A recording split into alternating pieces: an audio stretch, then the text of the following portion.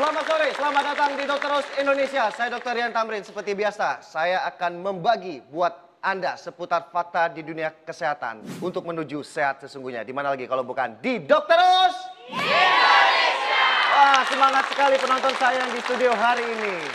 Ya, seperti biasa, saya punya bintang tamu spesial. Kita sambut Desi Bowman.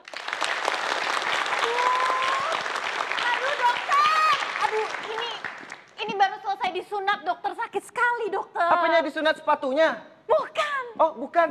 Apalagi dokter yang disunat? Oh apalagi? Tapi kan nggak sesungguhnya gitu juga kali. Oh iya. Desi Bowman ini ada pemain sketsa, jadi walaupun cantik tetap lucu ya. Terima kasih dokter. Desi umurnya berapa tahun? Saya 21 tahun dokter. Kenapa nggak 20 tahun yang lalu menemui saya? Emang dokter umurnya sekarang berapa? Jangan dipublikasi. Oh gitu ya. Ketahuan prasastinya. Ya. Ya, Desi dikira tuh disunat umur 21 tahun. Berarti gambarannya tuh ada seorang wanita yang sudah dewasa 21 tahun baru disunat. Tapi banyak juga masyarakat kita bertanya-tanya bahkan mengalami waktu disunatnya itu di saat masih balita. Oh, balita udah disunat tuh dok? Ya, ada seperti itu. Nah, baru-baru ini itu ada pemberitaan mengenai pencabutan peraturan Menteri Kesehatan tentang larangan prosedur sunat pada wanita. Oh, kenapa dok? Nah, walaupun di sini masih banyak pro dan kontra mengenai larangan ini, kita lihat organ wanita bagian mana yang dilakukan saat prosedur sunat.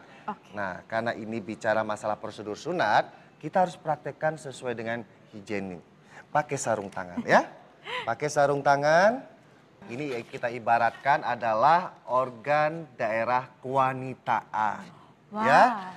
Bagian yang bundar lah, lonjong ini ya kita ibaratkan sebagai labia minora dan mayora. Kalau bahasa Indonesia adalah dinding vagina bagian luar dan dalam atau bibir vagina luar dan dalam.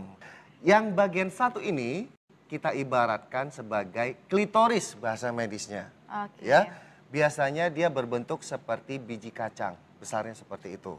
Nah, beberapa negara seperti di Afrika atau Kenya itu tradisi sunat diistilahkan sebagai female genital mutilation. Bentuknya seperti apa?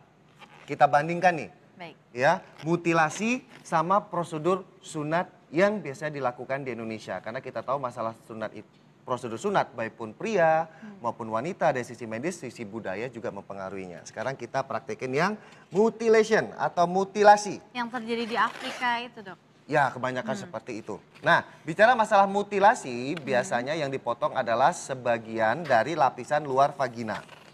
Tapi awalnya yang dipotong adalah di daerah klitorisnya. Ya, klitoris ini ada lapisan tipis yang menutupi daerah dinding klitoris tadi.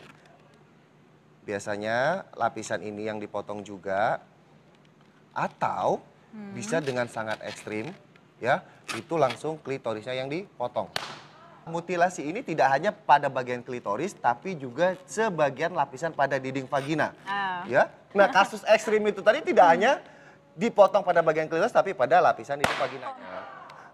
Gambarannya pada female genital mutilation, berapa jaringan di daerah labia minora atau mayoranya itu ada dihilangkan.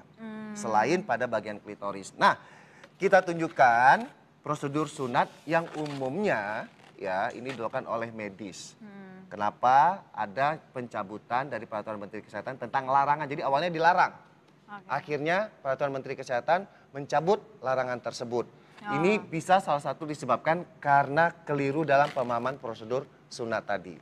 Jadi sunat pada wanita hanya pada lapisan tipis yang menutupi klitoris. Jadi nggak digunting tidak se-ekstrim itu tadi ya. Jadi boleh bantu, maaf, pegang, diambil. Nggak meledak nih ya dok ya balonnya? Terlihat lapisan tipisnya yang membungkus klitoris tadi sudah hilang.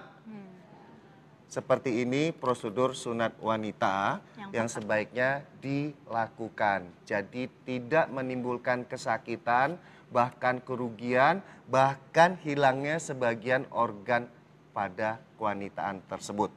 Ya. Dokter Indonesia akan kembali sesaat lagi.